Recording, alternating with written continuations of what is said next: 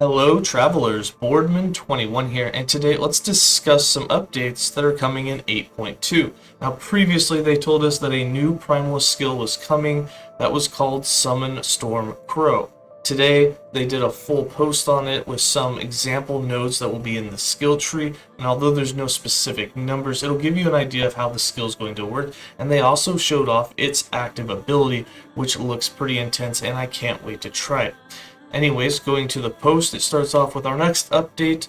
Patch 8.2 includes a new skill for Primalist, a minion summoning skill which adds to the Primalist ranged opinions. I believe that's supposed to be options. Summon Stormcrow increases the variety of available companions. The default behavior of this skill is to summon multiple crows, each of which cast lightning damage dealing spells from a distance. The specialization tree for the Summon Stormcrow has a wide variety of options for improving the effectiveness of your crows and changing their role on the battlefield.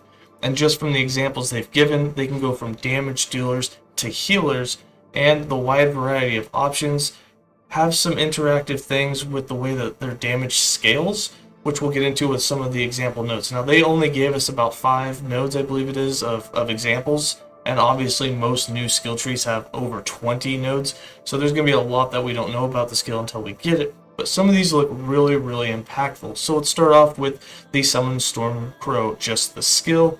The tooltip in it says that you summon Stormcrows up to your companion limit. Now that's new. You can do this with wolves, but you have to get either a unique or inside of the skill tree spec in to be able to summon them all the way up to your companion limit. So it's nice that you get this by default with the Stormcrows. The Stormcrow casts spells from a distance. When its health drops to 0, it is down. You can stand near it to revive it, just like any other normal companion. It does count as a companion. You can have a maximum of 2 by default. You'll still be able to get 6 total. Assuming nothing else changes, no new items around maximum companions are added, you can still get 6 of these. You would just have to wear Arder's Legacy for the +1. Then you would have to specialize into the wolves, even though that you're not going to use the wolves. You'd have to specialize into it and take the +1 maximum companion in there, and then you'd have to take the +1 maximum companion inside the Beastmaster tree. You'd have to be a Beastmaster for the passive +1 that you get for just being Beastmaster, and then of course the 2 by default, meaning that you could still get 6 crows. The crows seem to stack by all the normal tags. They stack with lightning, spell, minion, companion, and attunement. They get the normal attunement scaling where they gain health and damage based on how much you have. And then of course they gain health based on your level. Nothing new there. So when you go to use the ability, what happens is your crows call down a single massive lightning strike on a target enemy, hitting all enemies in the area. Don't know how big that area will be. I assume it'll be a decent size area, but it is just one lightning strike, so we don't really know how big it'll be. And it deals 50% more damage per contributing crow. You have 6 crows, that's 300% more damage. No idea what its base damage is, but that's looking to be pretty powerful. And one thing I do like about some of these example notes, well, there is a lot of more modifiers than just the examples that they have. So down below we have some example notes. There are 1, 2, 3, 4, 5. There are 5 of them.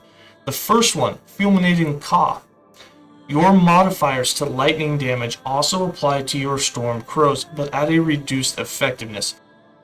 This is probably most comparable to if you've used ballistas on the marksman or on the rogue in general, that you can give your ballistas minion damage based on your actual damage. They get like up to 45% of your damage effectiveness, so it does increase the damage they do. So this is something that's new to companions in general. No other companion or minion in the game other than ballistas actually stack and scale with your damage, so I really like that they're starting to bring this to the companions. And it's a nice way to set it off with these Storm Crows.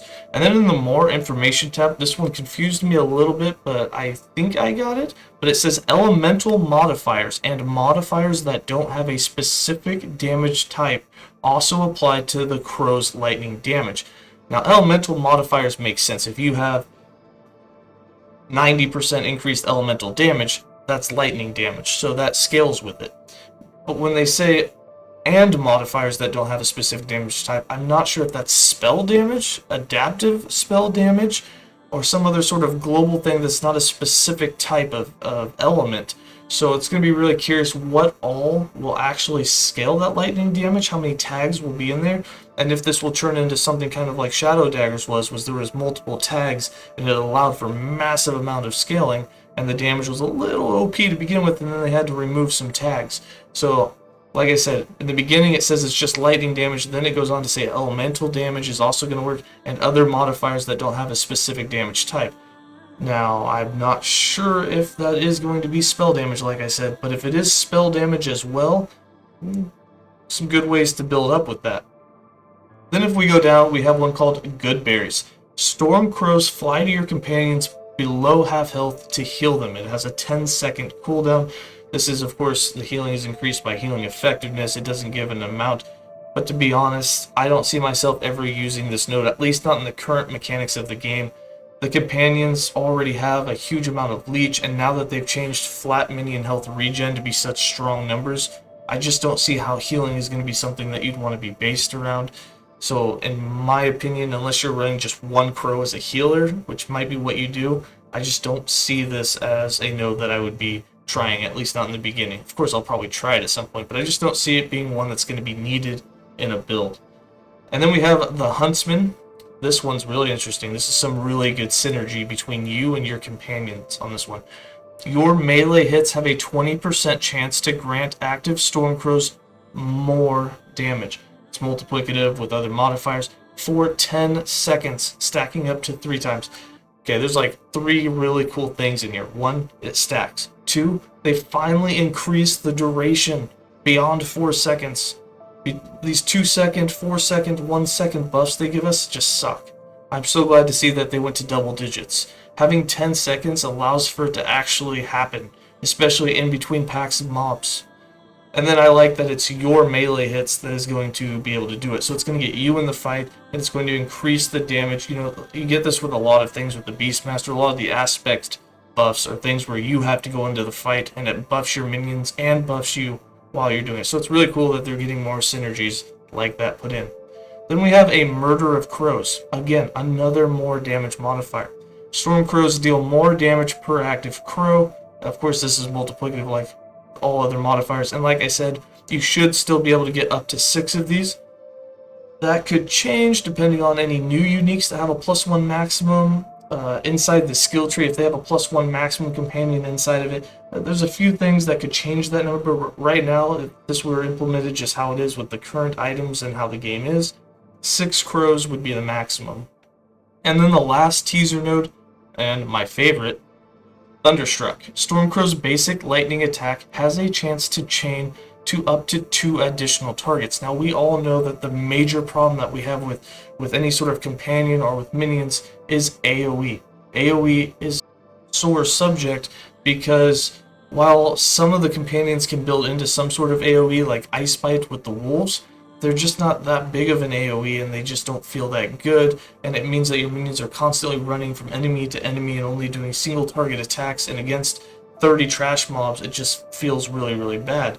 So it's nice to see that you're going to be able to have their attacks be able to chain to additional targets. They're going to be ranged attacks. I could see this as almost becoming a speed run clearing build with the fact that they're ranged and being able to hit multiple targets. It's going to be really awesome. Can't wait to give that a try as well. Let's go ahead and throw a heart on that one. And then the second thing that was teased was a new 2-piece set that's coming to the game. And I'm not a huge fan of sets, even though I created one, and I usually don't ever wear it, but hopefully that changes sometime in the future. But for now, this is a pretty interesting set in how defensive that it can make your minions. Now, in the last patch, we did see a huge boost to your minions when they got the % increase of damage reduction and damage done based on your character level, and at level 100 they now do 40% more damage while taking 40% less damage, which was a huge buff for them. And then to see a 2-piece set coming that can buff them even more, this 2-piece set will give them 25% to all resistances. What's nice about that is I don't believe, don't quote me on this, but minions actually don't come with any resistance by default, so this is actually a 25% damage reduction for them, which is huge. And then on top of that, it gives them 100% minion critical strike avoidance, and if you're wearing both and giving them both of those, the other nice thing is you also get +1 to all minion skills, so it's really powerful in the sense of defense. It's also defensive for you. Why? because you now have a shield with high block chance that comes with added block chance. You have a lot of block effectiveness flat that's increased by the weapon that gives you an increased amount of block effectiveness, and it also comes with endurance.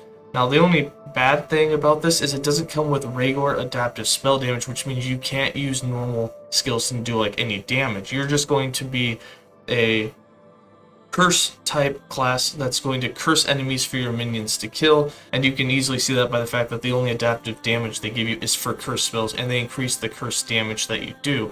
So you're going to be using a lot of things such as Bone Curse and Spirit Plague and things like that to really help your minions in the sense debuffing the enemy, doing a little bit. Spirit Plague can be built to do some good damage with it, but mostly it looks like the minions will do the work and you're going to be the debuffer with curses.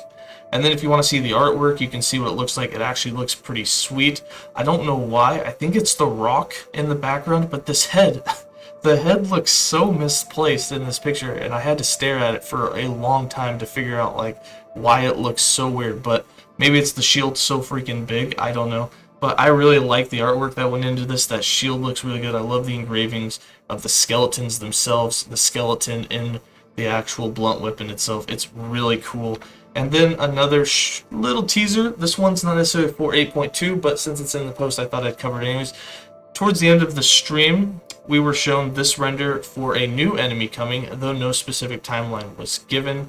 That is said by Andrew Tilley. And if you haven't checked out his forum post, I recommend you check this out. He's got this post called Theorizing Patch 8.2 and Beyond, and it covers everything in the game that's been talked about on Reddit, dev streams, Discord, the website itself, anything and anywhere. He has covered it all, linked it, put all the links in it, the quotes, everything that's been said for all the teasers that are coming in 8.2 and that have been teased to come at some point in the game before launch or even at launch. And then when this render was shown in the dev stream, Mike only had this to say about it, and this is quoted exactly what he said. Yeah, so this is a render of a new something that you'll be able to fight somewhere at some point and somehow. There's not a lot of info we're going to give you on exactly what it is or where it's going to be, but I can say that this it's got some cool stuff and it's going to be a much needed change. So take that as you will, but there will be a new enemy at some point. Just something extra to throw in there. Anyways, that's going to be it for this video. Once again, I definitely recommend you check out that post. And as always, stay safe, travelers.